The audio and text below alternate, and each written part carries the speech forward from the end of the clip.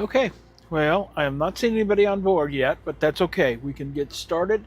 I'm going to be running right up against Nate's premiere in about 20 minutes, so I definitely understand if you come in, you just pop in and go back out. This is not my intention to stomp on his live. So, anyways, today we're going to be starting to put down papers. I think I've decided that I'll start with the black guy areas of the tiger and move out from there. This is going to be several sessions. It's my intention to be able to spread this out, and it's going to be as the muse hits me. So it may be every day, it may be every 3 days, it may be every week. I'm not entirely sure at this point, but that's okay. It's part of the process. So let me get you down and show you what we're up to. Okay, we have our tiger. You've seen him before. Actually, just saw him in the. You just saw him down in the prior episodes. We're going to concentrate on the black areas today. You know, as we if you remember right, we went ahead and filled in this area with some pastels to just give you an idea where things belong. And I think that's what we're going to concentrate in. Just get these black areas filled in, because if I get some cover up on those, it's not as important. So let's do some cutting here. I've got several blacks, just things that copy paper that I did image transfers with black. I've got some poles, that's rice paper.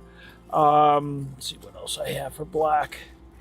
I have some black and orange, which will be useful. Some lighter black. So you see, we have lots to choose from. I don't think I have very much as far as my maybe I do just a little bit of my wet strength tissue. So we'll grab as we need. And so I'm going to go ahead and get started. And what I'm going to do for the beginning here is I'm just going to go ahead and cut out a few of the sections and decide if that's what I really want. Not seeing my ability to chat. I do see somebody is here, and so I'm just going to keep going. I'm sorry if I can't chat right now. It will be fixed as we go along.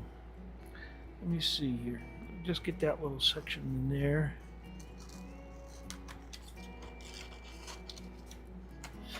I've seen lots of people do it different ways.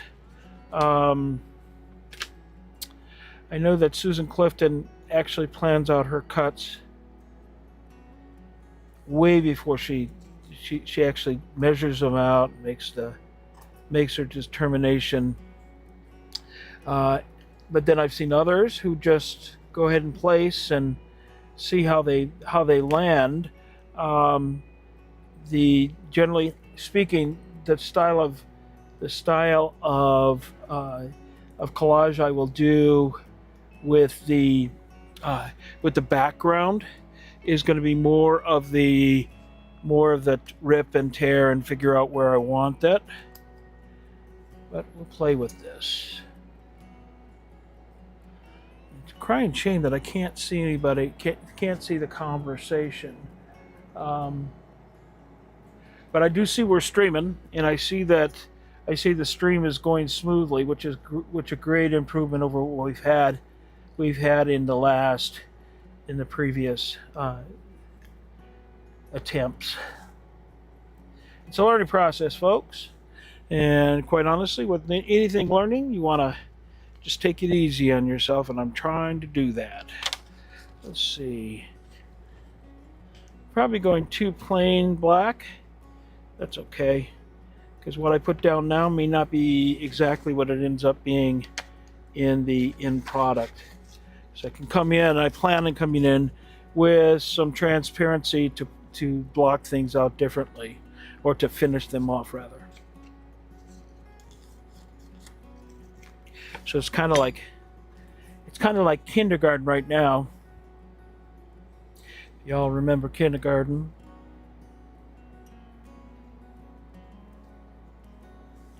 Just kind of experimenting.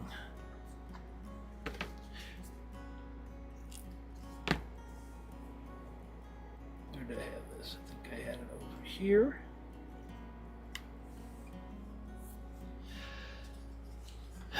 I'm just blocking this out, just trying to get an idea where I want things to lay. And we'll start, once I'm happy with where they're at, I'll start gluing them down.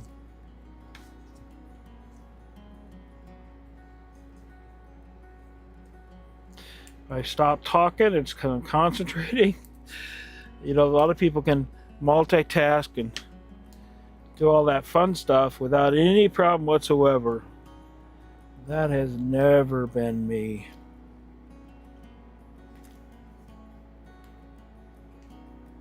It's actually one of the reasons why I was kind of late to this show, because I wasn't sure exactly how to make it work with my style. Need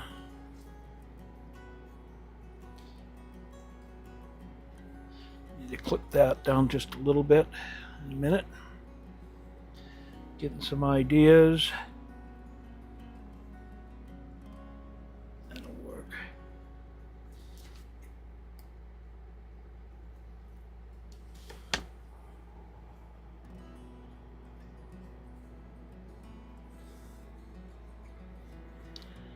And it doesn't matter that it's rough.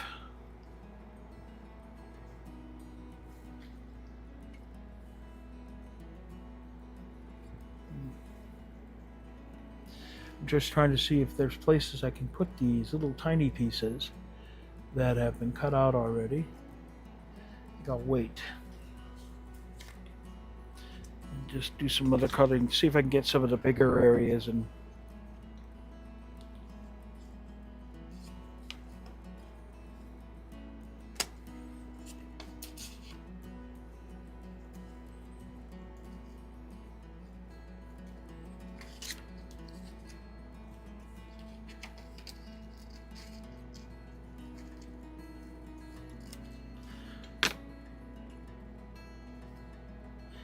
Elizabeth St. Hilaire is another one who does a lot of this mosaic type of collage, and I love watching her work. And I think of her as a gel plate artist. That's where I get a lot of my ideas and how to approach some of this is from her, and then most of my stencils come from her collection.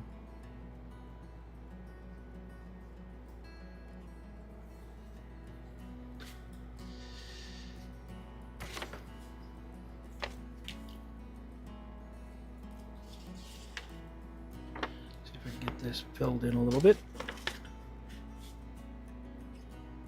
I'm trying to eyeball it.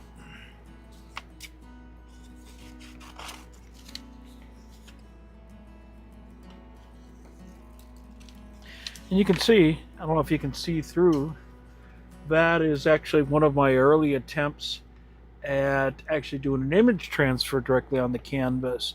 And I'm going to have to probably, when I really start manipulating this canvas, I'm going to need to put a board behind it or some cardboard or something to give me something more of a solid substrate. A lot of collage artists, they work on nothing but wood panel, which, you know, I can definitely see the reason for it. But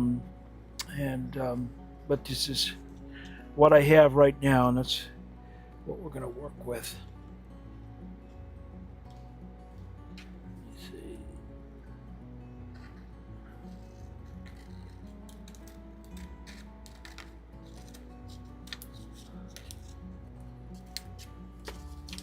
This is going to be exciting today. You guys get to watch me cut paper. And the good thing about this, none of this is wasted. I can use it all. Any of my clips, any of my scraps can be used to fill in the small spaces.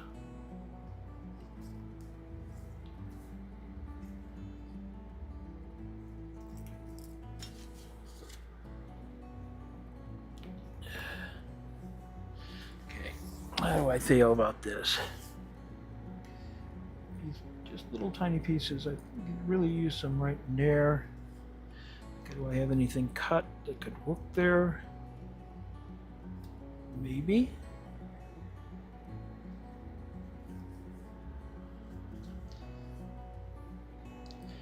Have to bring some tweezers out, folks, to get some of this in place. I really hadn't planned on doing a lot of detail work, and I'm getting a little bit too into the micro. I need to keep myself out of the macro, keep myself out in the big places, fill in the big spots.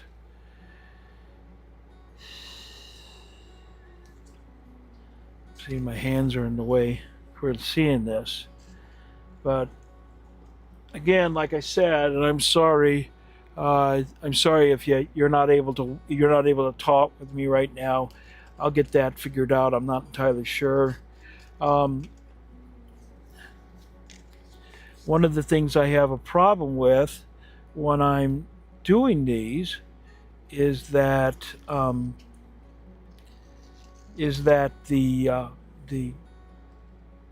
learning process with the software I'm working with is a little steeper than I thought it would be. And I'm not really the type of person that's technically challenged usually. So it's a new experience for me to be so far behind the learning curve.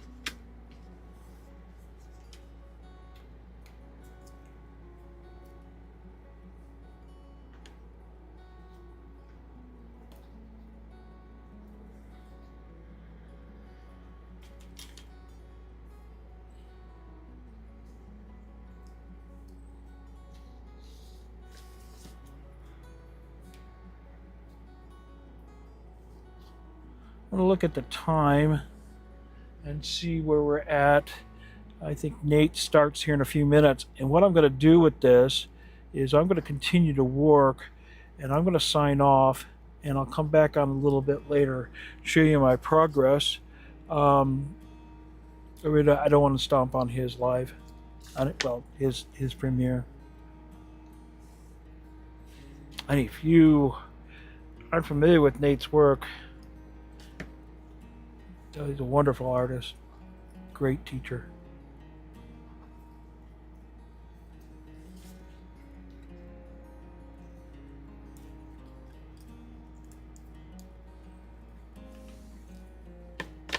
I'm concentrating on these black parts because they're going to be probably the parts that are going to be the most solid. I'm going to glue some of these down, some of the parts that I am fairly happy with. It's not a good idea to start gluing anything down too early because things change, your eyes start seeing different things. And it's really kind of important that you leave yourself the flexibility to change. But when I do start gluing down, and I have stuttered over here. Okay, when I do start gluing down, I'm going to use, this is my soft gel gloss. I also have some Liquitex medium coming in. That actually is a softer medium to work with. I just didn't have any on hand. And it's having a choice is what it's all about. But you guys, you can definitely see where I'm headed with this. And piecing it together, the black parts are going to be important because they're going to give me some place to lay my color in between. And then on the outsides is where I'll get into the neon and the bright colors.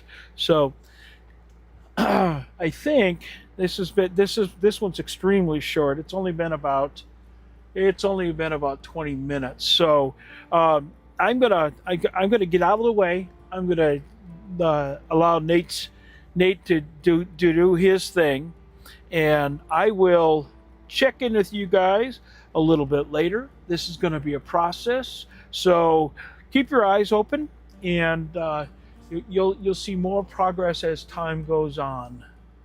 Let me move over here. So I want to thank you, and this is a short one. It's okay.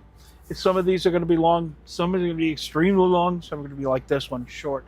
So I do have a plea for you, and I am in the process of trying to collect the last of my watch time hours to get monetized. I'm not uptight about monetization, but what's going on is, and I'm going to talk a little bit about that in just a second. What's going on is YouTube has changed its requirements for monetization, and they've changed the goalpost out quite a bit. Right now it's a 4,000. I'm eking up on that number, but if it's not done before February 1st and 12 a.m. on February 1st, which is basically the end of January, then that goalpost goes up another 4,000, so it goes to 8,000. And I'm not uptight about it. If I'm not monetized, it doesn't matter to me. It doesn't change what I'm doing. But it would be good to get it done with. So I'm going to move you over here, and I'll do my closeout. So thanks again, guys. Okay, I have an ask. We are so close. As some of you know, I have been creating content since 2020. And recently, YouTube announced that they're going to change the goalposts for monetization. Classic. But I'm choosing, instead of getting bummed out, to accept it as a challenge. I need my team's help, that's you, to help me clear it. So here's the play. Leave a like. Drop a comment. Even an emoji counts. And if there's even one person in your life that you think would appreciate or need this content, send it to them. Drop them a link. Maybe put it on your social media. Anything is going to help. That's it. That's the whole thing. No beg for money. No beg for anything other than a like, a comment, and a share. Anything you can do will help. I have until February 1st, so technically January 31st, to get this done and to go over the 4,000 watch time hour hurdle that I have going. So let's get this thing over the finish line. And as a bonus, I'll do a happy dance on camera, promise, once we do this. So, thanks. I appreciate it. As always, I want to thank you all for being here today. I hope you got something out of this. Tune in for the next live. Should be in a few days, and I hope that I'll see you then. So, bye for now.